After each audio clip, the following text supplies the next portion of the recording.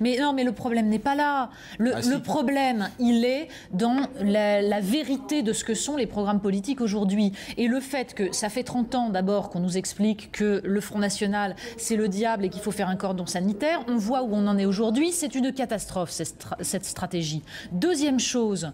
que faut-il faire ? Deuxième chose, il me semble que stériliser une partie des voix de la droite a été très utile au Parti socialiste. La droite essaye, comme elle peut, de se sortir de ce piège, sans pour autant faire des accords nationaux. Il n'y a pas d'accords nationaux. On verra ce qui se passera dans 2 ans au municipal, où là, je pense qu'on va voir fleurir des accords locaux. Ça, c'est une évidence, on le voit venir. Mais il faut, c'est regarder si cela le se produit, glissement de la vie politique idéologique française, c'est-à-dire qu'on a un Front National qui s'est déporté de sa base idéologique naturelle pour aller vers des positions souverainistes, droite populiste.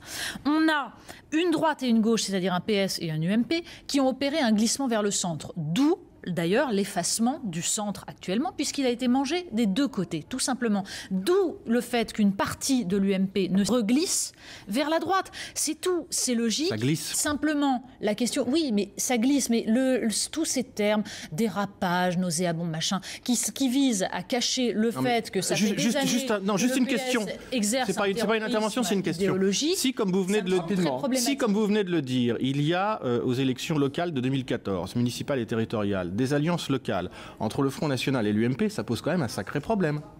Non mais ça posera un problème, bien entendu. Ça posera un problème parce qu'il faut absolument clarifier les positions. Il va falloir que les grands partis deux droits différents. Mais à gauche, il faut aussi une clarification. Parce qu'à gauche, avoir fait campagne sur on va faire payer les riches, 75%, etc., pour ensuite faire ce qui va se dessiner le 18 juin au matin, à savoir une politique de rigueur, il me semble que c'est pas très cohérent non plus. Allez, merci beaucoup en tout cas. C'était le débat des éditorialistes au lendemain de ce premier tour des législatives.